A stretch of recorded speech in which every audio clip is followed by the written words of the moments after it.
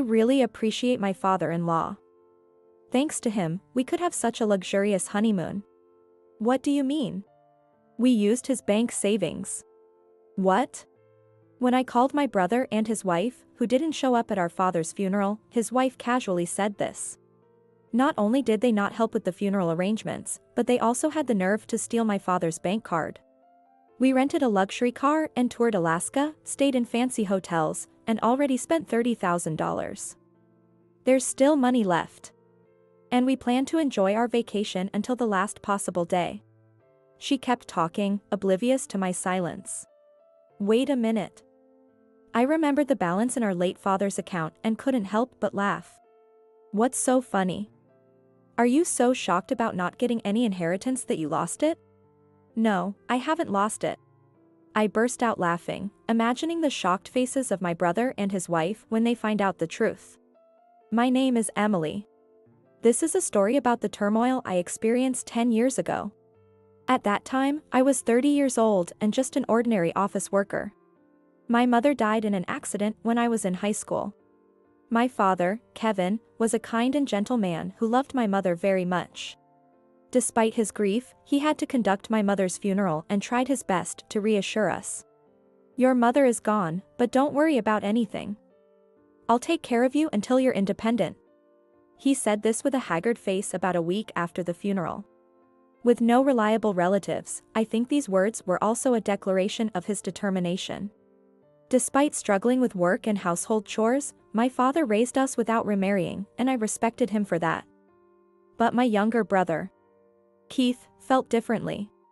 While he had a good reputation and grades, Keith was obsessed with material things and money, always acting in his own best interest. Although my father tried his best with household chores, Keith constantly complained about his inexperience. Despite his complaints, he always claimed to be too busy to help out. Hey! Stop relying on Dad and me and at least take care of your laundry and dishes. Shut up. Legally, I'm still a kid. Kids are supposed to play and study. Right, Dad? Perhaps he was spoiled as the long-awaited son. My brother laughed at me for helping with the housework. Then, he casually said to our father, who was diligently preparing dinner, I told my friends about Mom, and they invited me to eat out with them. Can I have some money? Hey! Can't you see what Dad's doing? How can you say that? Seriously? Unlike you, I have friends. Come on, just $10. Here, take it. Don't stay out too late. My father gave him the money. Keith left the house without even thanking him. Seeing this, I got angry, but my father calmly said, at that age, friends are more important than family. It's just a phase. He'll settle down in a few years. However, Keith never seemed to mature, even as time passed. When he started college, my father paid all his tuition, allowing Keith to live as he pleased. Constantly asking for money and only coming home to sleep. By then, I had already found a job and started living alone in an apartment. I wanted to be independent and make things easier for my father. Seeing Keith, who depended on our father for everything despite being an adult, I couldn't help but criticize him. Keith scoffed, I got into a cheap college through my own efforts, so it's only fair that he gives me some spending money. If he didn't have money, he should have remarried some rich woman to make life easier. He mocked my father's love for my mother. I was stunned. I secretly told my father about Keith's true nature, but he either didn't know or didn't care. I didn't remarry because I didn't want to. And Keith is right that his efforts saved us money. As I said before, I'll do whatever I can as a parent. Living with Keith, my father said this, leaving me speechless. Even after graduating college and getting a job, Keith continued living at home without helping with chores or contributing financially. I earned this money, so I can spend it however I want. As long as I'm not independent, it's my father's responsibility to take care of me. Unapologetically, Keith said this while admiring a watch he had bought as a reward for himself. At this time, my father was nearing retirement. I suggested sending him money to help with his living expenses, but he refused. You don't live with me, so there's no reason for you to pay. Besides, you worked hard to earn your money, so you should use it as you see fit. If you have money to send, you should save it instead. With these words, my father continued working steadily, even after retiring, as a part-time employee. While my brother lived a carefree life every day, my father's modest lifestyle was hard to watch. So I started bringing him gifts on weekends to make him happy. A few years of this passed, and then, out of the blue, my brother contacted me, saying he wanted to introduce someone. When I arrived at the restaurant, I saw my father and brother in suits, sitting with a beautiful woman. "Emily, I'd like you to meet someone. This is Michelle. I've decided to marry her." The woman introduced as Michelle smiled and greeted me politely. I was relieved. She had a calm demeanor, and I thought my brother would finally become independent with this marriage. A few months after their wedding, I was assigned a major project at work and entered a whirlwind period. I didn't even have time to visit home, and before I knew it, 6 months had passed since I last saw my father. With my work settling down, I decided to visit home for the first time in a while. Just as I was thinking this, my father called. "Hello, Dad? It's been a while. I was thinking of coming home during my next break." "What? What did you say?" My father's words left me pale. He told me that after going to the hospital for a health issue, he was diagnosed with cancer and given 6 months to live. Confronted with this unexpected reality, I was in shock, my mind going blank. "They'll give you chemotherapy and other treatments, right?" Overwhelmed by anxiety, I felt my legs shaking. But my father's answer was unexpected. "No, I don't plan on doing that." "Why not?" "If you're worried about the money, I can help out as much as possible." "That's not it." "I'm sorry. I have things I need to do, so I can't just lie around. I will quit my job, though. Besides, your mom is waiting for me in heaven, right?" My father continued, sounding as if he had come to terms with everything. "Don't worry. I won't cause any trouble for you guys when I'm gone." Hearing him speak so resolutely, I couldn't help but shed tears. "Okay, if that's what you want, Dad." Accepting his words for the time being, I hung up the phone. I immediately called my brother. Even though my father said what he did, as his children, we wanted him to receive treatment. Still, what did he mean by needing to do something even though he was quitting his job? Puzzled by my father's contradiction, I waited for my brother to answer. "Hello? Hey, Keith. I need to tell you something." I explained what our father had just told me and suggested we help cover his medical expenses. Our father didn't have cancer insurance, and with only 6 months left, the treatment costs would be significant. "You've been living at home for a long time and relying on Dad. Now's the time to show some filial piety. I'll chip in too. So let's help Dad together." "What? Why? What does he mean, why?" I was stunned by my brother's words. Instead of being concerned about our father's condition, he muttered something on the phone. "So, Dad has cancer. So that means the new house, oh man, will it be ready in time?" "What are you talking about? Emily, can Dad still handle work and the house? Michelle and I are worried about that." "Are you serious? Did you even listen? Dad has only 6 months to live. Why do you care about that?" "Because we live with him." "What?" My brother wanted to save money for the future, so even after getting married, he continued living at our father's house. His wife, Michelle, not only didn't mind living with our father but actually jumped at the opportunity, saying, "We can save money, so absolutely." They moved in the day after their wedding. We want to save up for a down payment on a condo. Dad's happily living with his cute son and my wife, and we get to save most of our paychecks. "It works out great for everyone," my brother said smugly. Judging by his tone, he was still living a spoiled life. Hearing his words, I finally understood the meaning behind my father's earlier contradiction, and everything clicked into place. My father was overwhelmed with household chores every day, while my brother and his wife saved most of their salaries. It was easy to see how Michelle, witnessing my brother's lifestyle up close, would gradually lose any reservations and fully take advantage of my father. What cohabitation? This is more like parasitism. If that's the case, then there's no harm in using some of that savings to help Dad out. Why should we? I told you, our savings are for a house.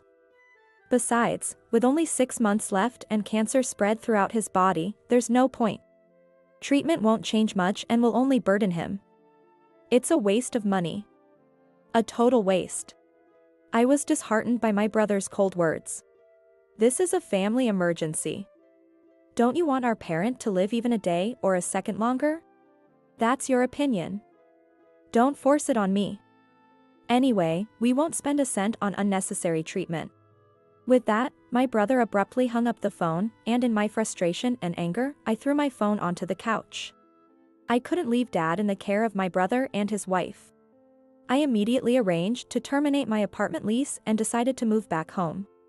It would take some time, but I could still commute to work, and I'd be able to take care of Dad if anything happened. Most importantly, I wanted to spend as much time as possible with my father in his remaining days. A month later, when I returned home, the first thing I noticed was the disarrayed state of the house, reflecting my brother and his wife's chaotic lifestyle. Half-drunk beers, scattered cosmetics, and discarded clothes were everywhere. My father was slowly cleaning up after them. As expected, this so-called cohabitation was a farce. My father was practically raising 2 overgrown children. Don't worry about the house. I'll take care of everything. Thank you, Emily. I helped my exhausted father to bed, then turned back to the living room with a sigh. According to my father, my brother and his wife were initially shocked to hear that he had quit his job. But once they found out he received a substantial retirement payout, they relaxed and continued their lives as before. Moreover, they told him, if you want to continue living as before, we'll let you, and they continued relying on him for household chores and living expenses. I was beyond angry. I was utterly exasperated. My father said he wanted to do whatever he could to ensure his son's future happiness, but that kindness was only enabling my brother and his wife. That night, after my father went to bed, I returned to the living room and encountered my brother and his wife for the first time since coming home. Wait a minute. Had they always been like this?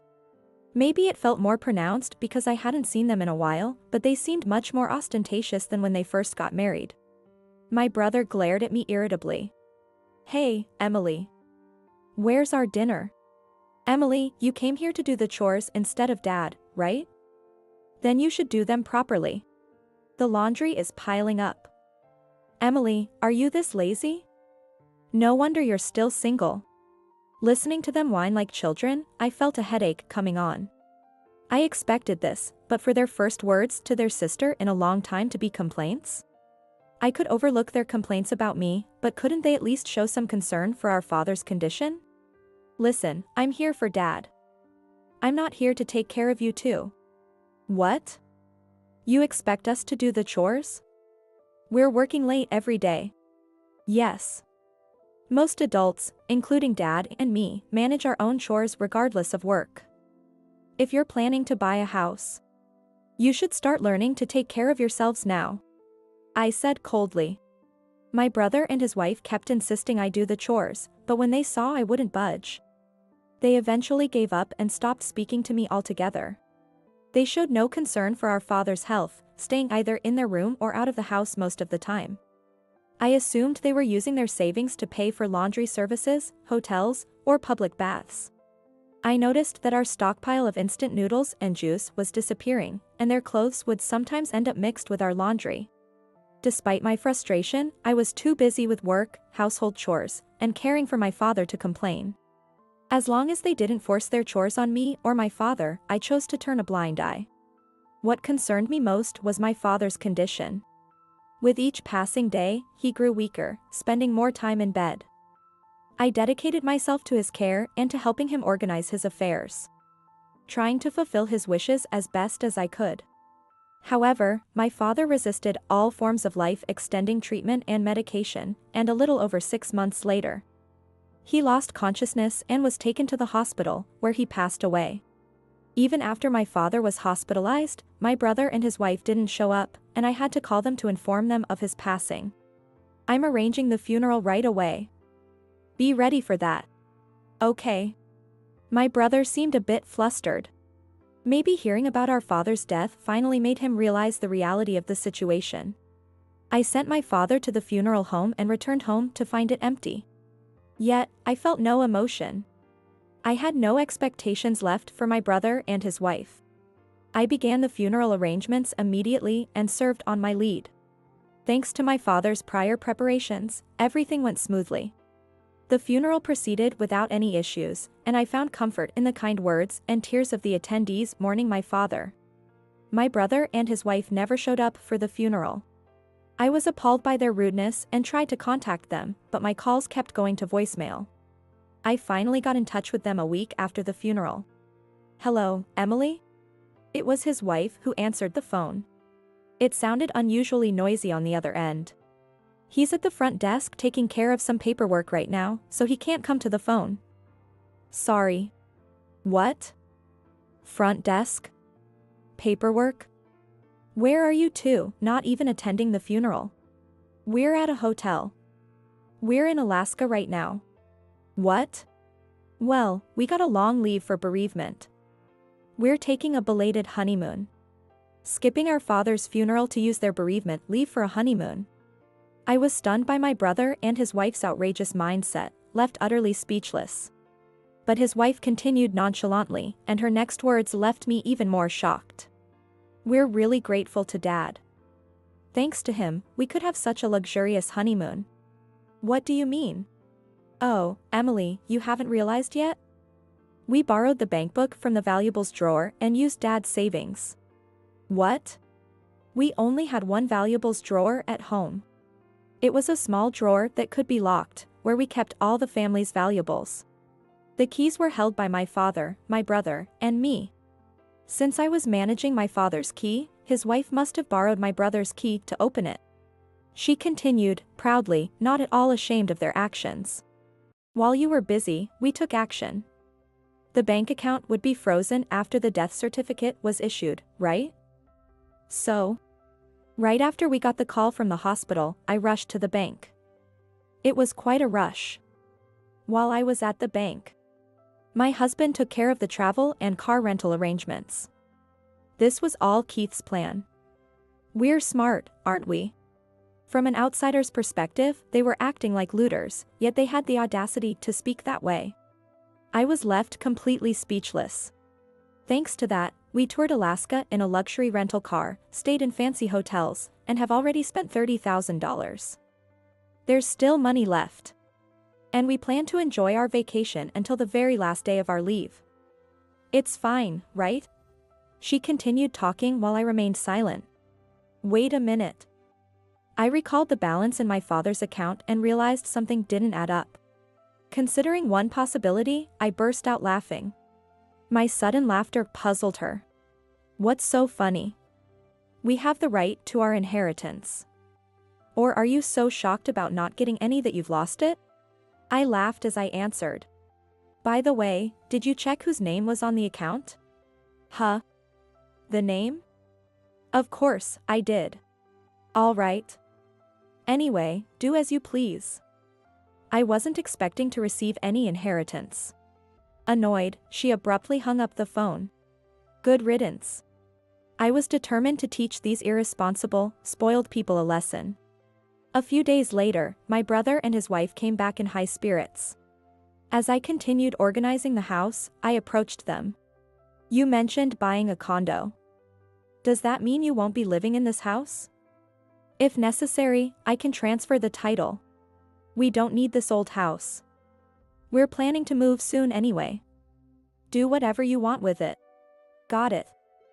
I'll take care of it. There's probably nothing valuable left in the house after the pre-mortem arrangements. But if there are any mementos or things you want, feel free to take them. We don't need anything. We don't want to take old stuff to our new place.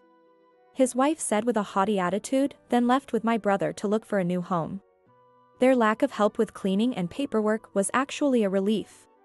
As they finalized their decision to buy a condo, I began the process of selling our family home. I also moved to an apartment closer to my workplace. Not long after, I received an unusual call from my brother. He sounded frantic. Emily, did you take my money? Most of my savings are gone. Just as I thought. I calmly asked. I didn't do anything. Can you tell me the date and time the money was withdrawn? Ah, it was right before our honeymoon. My brother muttered the dates and times. At that time, I was still at the hospital. I had just been informed of Dad's passing. If you doubt me, you can check with the hospital. After that, I was busy with the funeral arrangements and hardly had a moment to myself. He must have had his phone on speaker. I heard his wife gasp on the other end of the line at my words. What's wrong? Did you take my bank book by mistake? Exactly. Dad's account was almost empty due to pre-mortem arrangements. What? Their voices overlapped in disbelief. Having never helped with Dad's care or the pre-mortem arrangements, they were clueless. When Mom passed, Dad forgot to withdraw from her account before it was frozen. He said it was a struggle to cover the funeral costs. Thanks to someone's spending habits, there wasn't much saved up. Dad wanted to ensure the funeral was covered, so we withdrew the money. There was nothing to withdraw from Dad's nearly empty account. Moreover, my father's name was Kevin, and my brother's name was Keith. In a rush and in poor lighting, it wouldn't be impossible to mix them up. His wife angrily confronted me. How could you not tell us? Why should I?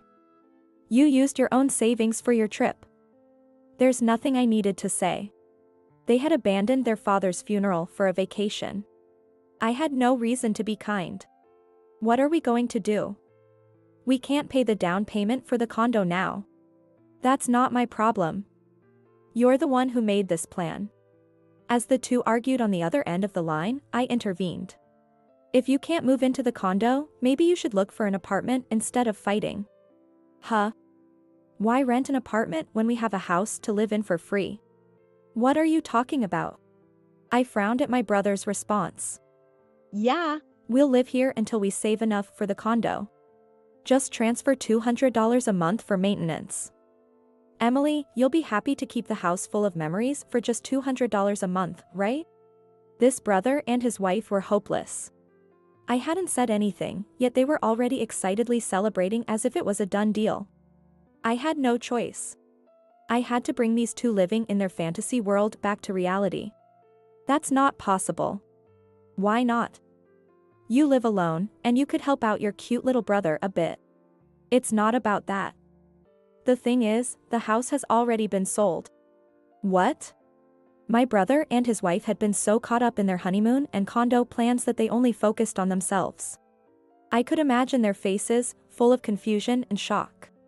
You didn't hear anything. I checked with you, and you both said to do whatever I wanted with the house. You even said you didn't need it. So, take responsibility for your words and get out. Goodbye. Wait. Before he could say anything else, I hung up. I couldn't waste any more time on these air-headed people. I blocked my brother's number, and of course, his wife's as well. At the end of the month, I went to check on the house just in case, and sure enough, they were gone. It seemed they had left properly, and I breathed a sigh of relief. Eventually, the process of selling the house was completed, and some money came in. I had no choice. I would have to share it with my brother. So, I unblocked his number. As if he had been waiting for this moment, my brother called almost immediately. Had he been trying to reach me every day despite being blocked? The thought of his persistence sent chills down my spine. Honestly, I didn't want anything more to do with him, but we needed to settle the money issue to avoid future complications. I took a deep breath and answered the call. Finally, my brother spoke in a frantic tone. You finally answered. Why didn't you pick up before? I need your help. He continued in a desperate voice. We moved into a new apartment thinking it would be fine, but the rent and utilities are high, and she won't do any housework. In short, after abruptly renting an apartment, they couldn't handle paying the bills or managing household chores because they had always relied on Dad for everything. My brother whined incessantly. It seemed they had finally realized just how dependent they had been. You finally understand how spoiled you've been.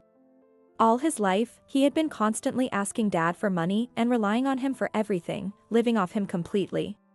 Suddenly being thrown into the real world, it was no wonder he couldn't cope. However, it was also Dad's fault for enabling them to become this way. Considering the inheritance distribution, if they were genuinely remorseful, I would teach them how to manage their household and finances from scratch. Just as I was about to speak, my brother suddenly began talking to me in a pleading tone. "Hey, Emily, don't you think it's partly your fault that your cute little brother and his wife ended up like this?" I take back what I thought. I took a long sigh. These two still wanted to blame others. I mean, isn't it your duty to come over and help her struggling brother and his wife with housework and stuff? Besides, us siblings supporting each other would be the best way to honor our parents, right? I'll give you our address. My brother continued with his self-centered and belated proposal, not listening to a word I said. "What are you talking about? I've been telling you to help out with chores since we were kids, and you ignored me every time. I was a kid back then. But you didn't change even after becoming an adult. You used Mom's death as an excuse to play around. And you relied on Dad for everything until now. You didn't even attend Dad's funeral when he was suffering the most. You have no right to talk about honoring our parents." He fell silent, and I continued. "The reason I answered your call was to discuss splitting the money from selling the house." "Really? So?" I was irritated by his suddenly cheerful tone. I decided to set things straight. "I should tell you, most of the money went towards demolition costs, so there's not much left. Don't worry. Unlike you, I have a sense of responsibility. I'll send your half via registered mail. Consider it a severance payment." "What? Don't you get it yet? I don't ever want to have anything to do with you two again. To you, we were just convenient helpers or ATMs. Did you ever do anything for our family? You took advantage of Dad's kindness and ignored all my warnings. And this is the result. But without your help, Michelle and I can't manage on our own. Are you really going to abandon your little brother? We're family. If I hadn't come back home, what do you think would have happened to Dad? And prioritizing your trip over his funeral. Stealing money from his account, how could you even call yourselves family? That was all Michelle's idea." I felt bad about it for Dad. "So? You're pathetic. Now you're blaming your wife to save yourself. Even after Dad was diagnosed with cancer, he always thought of us first. He liquidated all his assets to cover his funeral expenses, so we didn't have to pay a cent. He fulfilled his responsibility as a father until the very end." I continued, addressing my brother who is now speechless. "And no matter how much you regret it now, the person you need to apologize to is no longer here. You need to accept that." After saying this, I calmly hung up the phone. They were the ones who cut ties with the family first. I had no intention of being kind or helping my brother and his wife. I quickly sent their portion of the money to their address, changed my phone number, and moved. Later, through social media, I found out about my brother's situation. From what I saw, they were barely managing, relying on part-time jobs, eating out, and using laundromats. Their savings quickly dwindled, forcing them into a life of poverty. Their marriage deteriorated as they blamed each other for their circumstances, but they couldn't afford to live independently. Instead of supporting each other, they seemed to be blaming one another for their situation.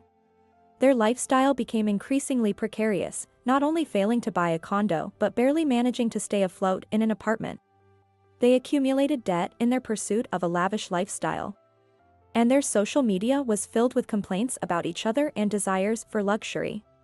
Meanwhile, after moving, I met my current husband, and we got married. We have been blessed with 2 children and, 10 years later, are still happily living together. We both work, but we share household chores, which makes everything more manageable. I've heard that now you can't withdraw money with just a bank book, which is reassuring. Letting my guard down with family had led to that chaotic situation. Even though I wasn't directly harmed, Dad's foresight in preventing us from being burdened helped. Grateful for the family that supports me, I continue to pray for my parents.